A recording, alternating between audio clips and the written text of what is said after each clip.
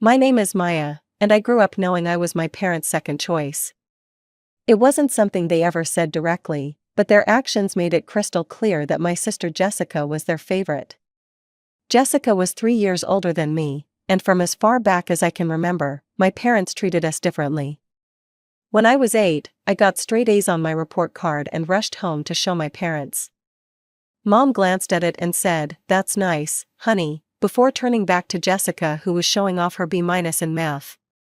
Dad took the entire family out for ice cream that night to celebrate Jessica's improvement. For my 10th birthday, I got a simple cake from the grocery store and a few small gifts. 2 weeks later, Jessica turned 13, and my parents threw her a massive party with catered food and hired a DJ. They even got her a brand new bike that cost more than all my birthday gifts combined. When I turned 13, I got clothes and school supplies. In middle school, Jessica joined the volleyball team. My parents never missed a game. They bought team shirts, made signs, and drove her to every practice. When I joined the debate team in 8th grade, they didn't come to a single competition, even when I made it to the state finals. At first, I did everything I could to earn their approval. I cleaned the house without being asked. I cooked dinner when Mom was running late. I kept my grades perfect. I joined every club and volunteered for every community service project I could find. Nothing worked. By the time I reached high school, I had a realization that changed everything. My parents simply didn't care what I did. It wasn't that I wasn't trying hard enough or wasn't accomplished enough. They just didn't care about me the way they cared about Jessica. So I stopped trying to please them. Instead, I focused on myself. From that point on, I studied for myself, not for them. I worked hard because I knew education was my ticket out of that house. Meanwhile, Jessica graduated high school and got accepted to a decent state college in Colorado. My parents were over the moon. They threw her a big graduation party, bought her a laptop, and promised to pay for her entire education. "We're so proud of you, sweetheart," Dad said, hugging Jessica at her party. I stood in the corner, sipping punch and wondering if they'd be as generous when my time came. I found out the answer during my junior year of high school. "Maya, we need to talk about college," Dad said one night at dinner. Jessica was home for winter break, showing off her new clothes and telling stories about her sorority sisters. "Okay," I said, putting down my fork. Maybe they had been saving for me too. "Your mother and I want you to understand that we won't be able to pay for your tuition like we do for Jessica." Jessica smirked from across the table. "If you want to go to college, you'll need to take out student loans," Mom added, not looking up from her plate. "Why?" I asked, though I already knew the answer. Dad sighed, "We just don't have the money for both of you. Jessica's program is very expensive, and we promised her we'd cover it." I nodded slowly, pushing my food around my plate. I didn't say anything else, but in that moment, I made a decision. I would get a full scholarship. I would go to college without their help, and I would succeed just despite them. That night, I made a plan. I would study harder than ever before. I would join more clubs, volunteer more hours, and build the perfect college application. I would prove to my parents, and to myself, that I didn't need them. The next day, I stayed after school to talk to my guidance counselor, Ms. Chen. "I need to get a full-ride scholarship," I told her. "What do I need to do?" Ms. Chen looked at me over her glasses. "That's a lofty goal, Maya. Full scholarships are very competitive. Let's make a plan." For the next year and a half, I transformed myself into the perfect scholarship applicant. I raised my GPA to a perfect 4.0. I became president of the debate team and started a tutoring program for underprivileged kids. I volunteered at the local hospital every weekend. I wrote and rewrote my personal essays until they shone. By the time senior year ended, I had applied to 10 colleges. I waited anxiously for their responses, checking the mail before my parents got home each day. The first acceptance came from a small liberal arts college in New York.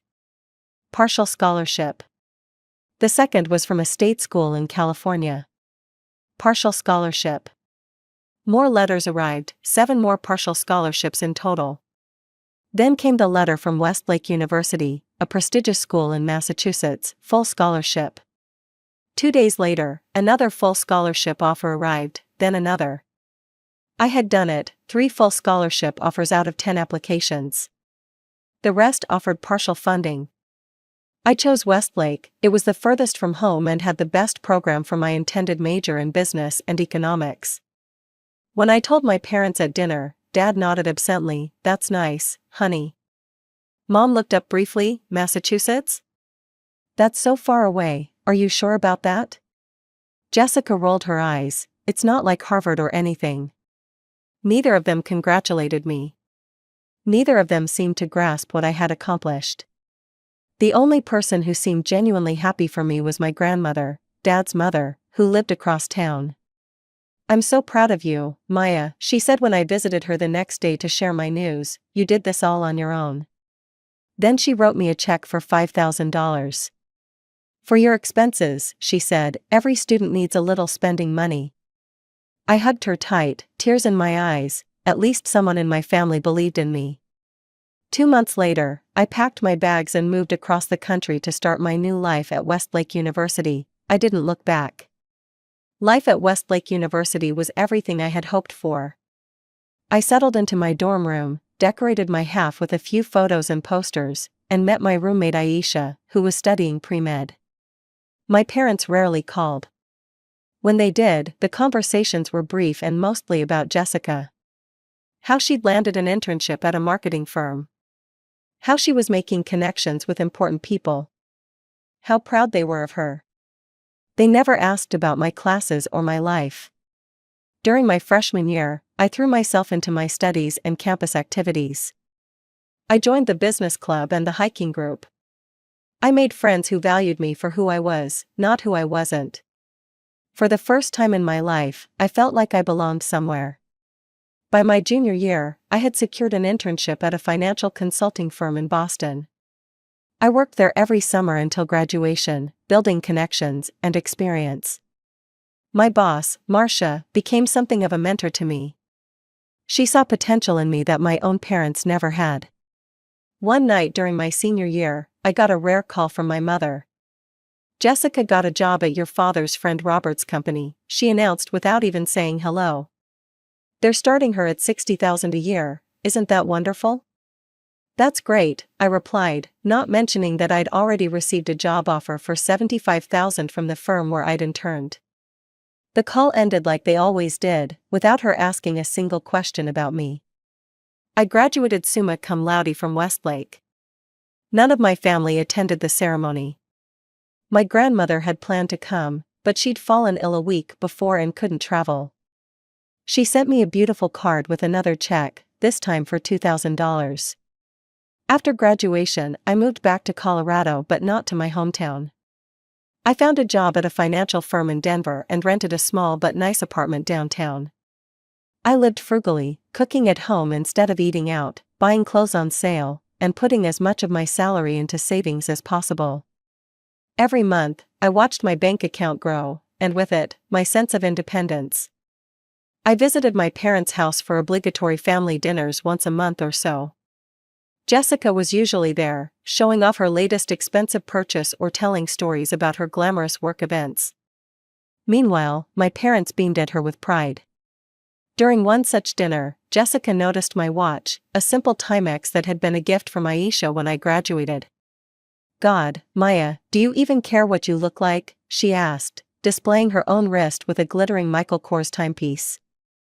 "You dress like you're still a broke college student."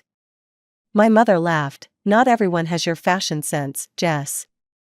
"Or your salary," my father added with a proud smile. I simply shrugged and continued eating. What they saw as a lack of style was actually a deliberate choice. I was saving for something bigger. When I turned 25, everything changed. My grandmother passed away in her sleep. The loss hit me hard. She had been the only family member who had ever truly believed in me. After the funeral, we gathered at my parents' house for the reading of her will. My grandmother had been wealthier than I'd realized. She left $120,000 to my father, her only child.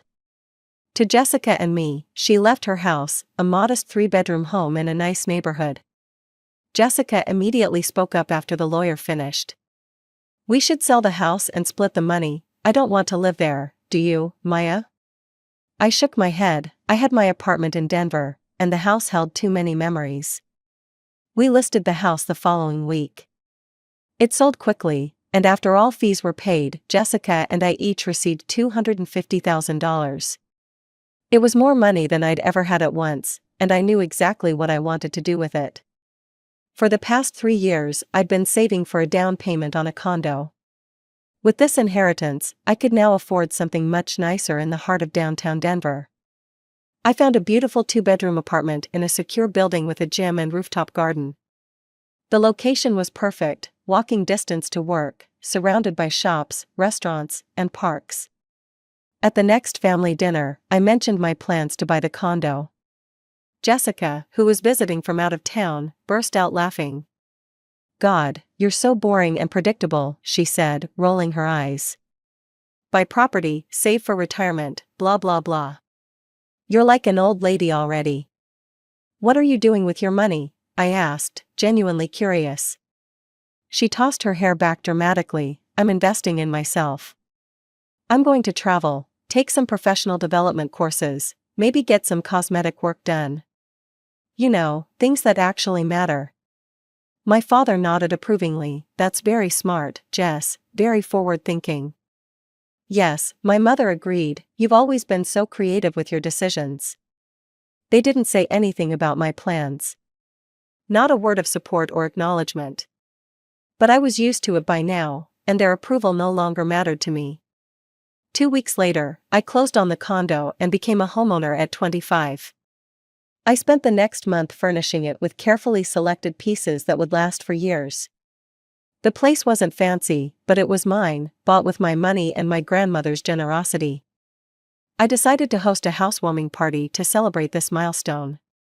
I invited my friends from Denver, some colleagues from work, a few cousins I was close with, and, out of obligation more than desire, my parents and Jessica. The day of the party, I was arranging the last of the food platters when my phone rang. It was my mother. "Maya, we won't be able to make it tonight. Jessica surprised us with tickets to Las Vegas for the weekend. Our flight leaves in 2 hours. I'm sure your little get-together will be fine without us."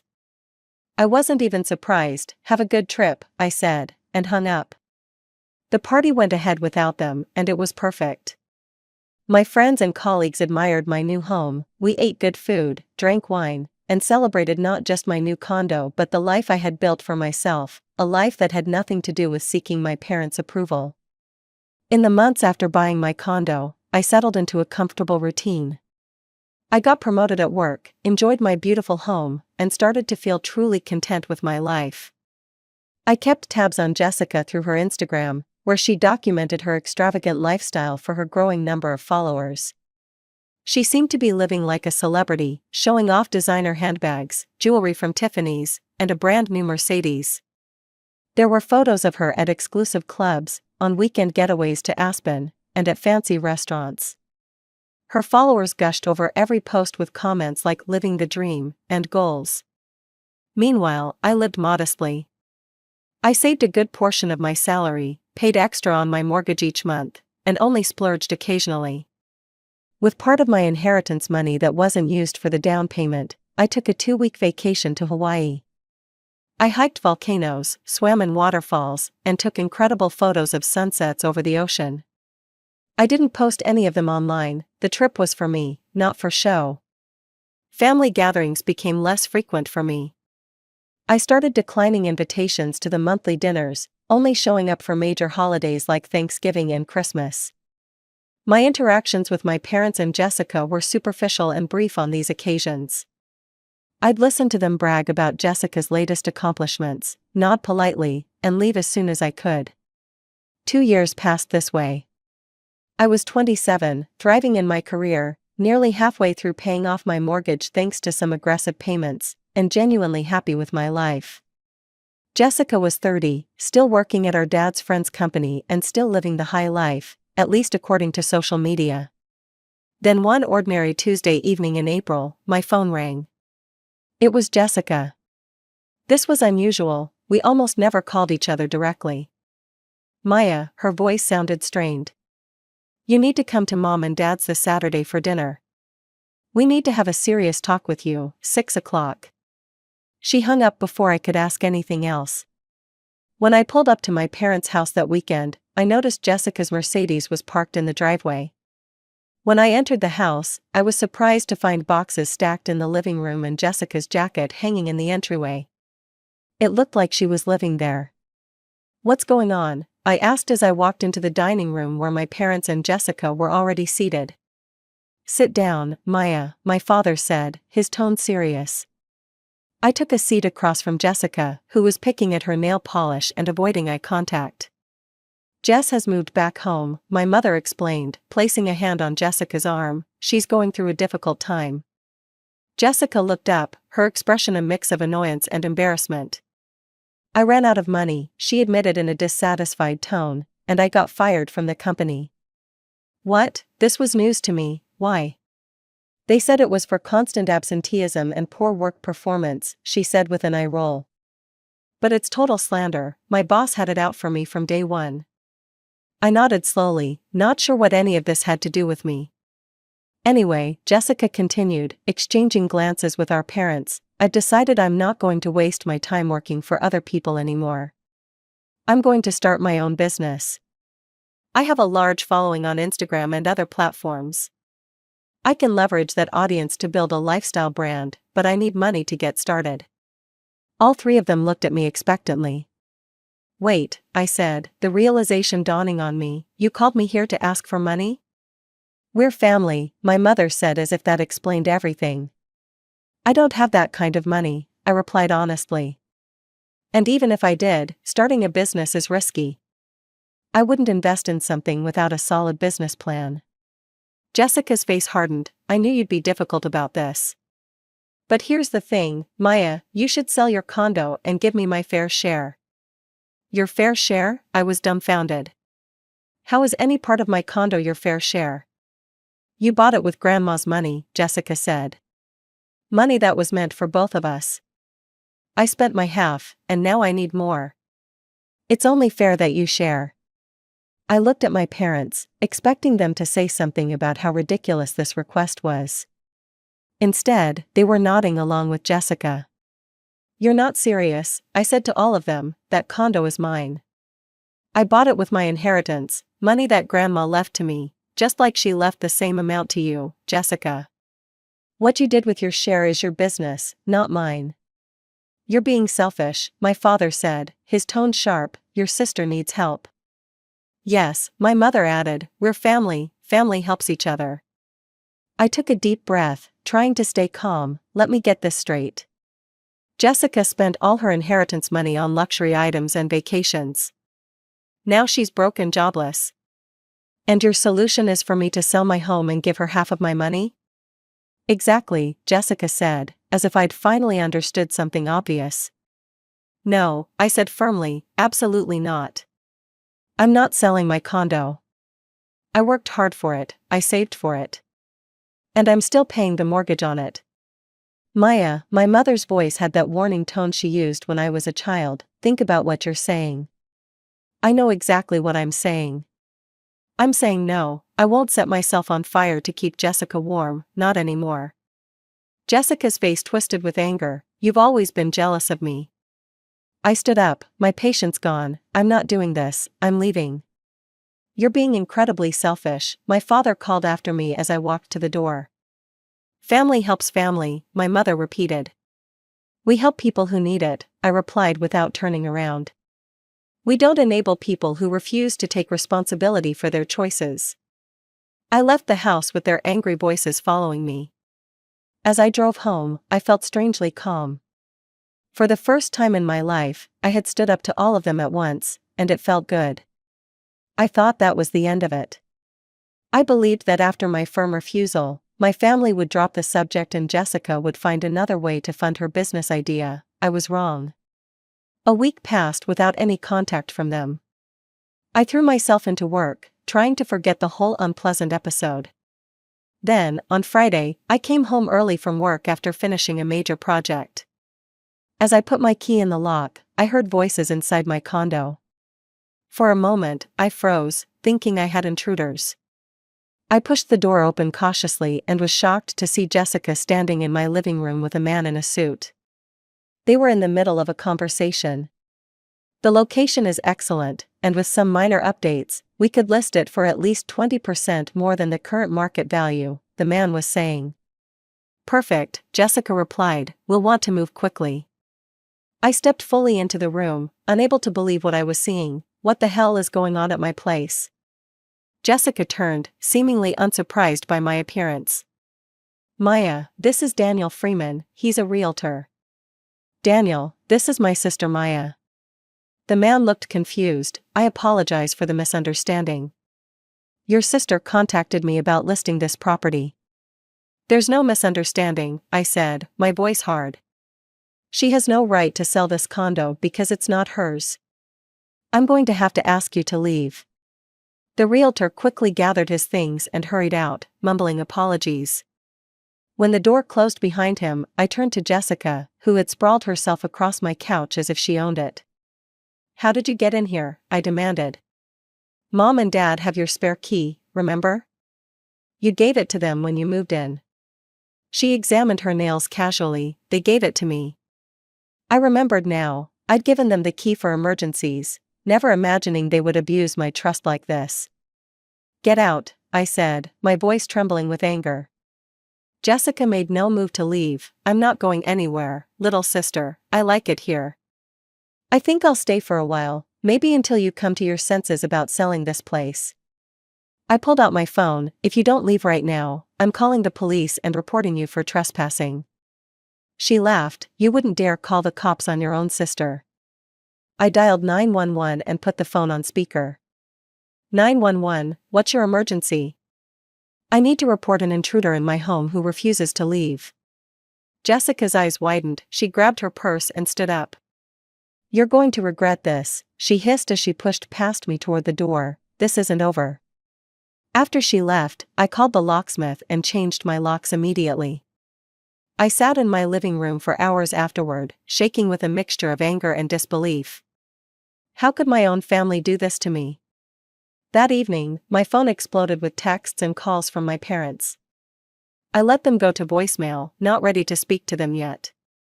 When I finally listened to the messages, I was shocked by their viciousness. How dare you threaten to call the police on your sister, my mother had yelled into the phone. After everything we've done for you, this is how you repay us?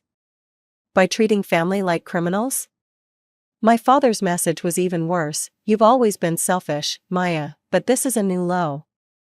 Your sister needs help, and you're too busy protecting your precious condo to care. If you don't agree to sell that place and split the money with Jessica, you're no daughter of mine. I turned off my phone after that. I needed space to think. The next day, I woke up to find my mother had posted on Facebook. Today, with a heavy heart, we are disowning our younger daughter, who has refused to help her sister during a difficult period and has chosen money over family. This is not a decision we've made lightly, but we cannot condone such selfishness. The post had dozens of comments, mostly from extended family members asking what had happened. My mother hadn't provided any details, just her vague accusation. I had never been one for social media drama, but this pushed me over the edge. I commented on her post. Since my mother isn't telling the whole story, let me clarify. My parents and sister tried to force me to sell my condo, which I bought with my inheritance and have been paying a mortgage on for 2 years, and give half the money to my sister because she spent all of her inheritance on luxury items and vacations and now needs more money. When I refused, my sister broke into my condo with a realtor to try to sell it without my permission. That's why I'm being disowned. The response was immediate. My cousin Ellie commented, I've seen Jessica's posts showing off her designer clothes, jewelry, and expensive trips for the past 2 years while Maya has lived modestly. Maya has every right to refuse this ridiculous demand. Another cousin added, Jessica has enough jewelry to sell and live comfortably for a year. Why should Maya have to sell her home? By the next morning, my mother had deleted the entire post. I haven't spoken to my parents or Jessica since then.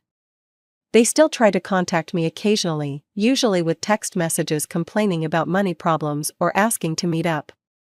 I delete them without responding. I changed my phone number and gave my new emergency key to my friend Aisha instead of any family member.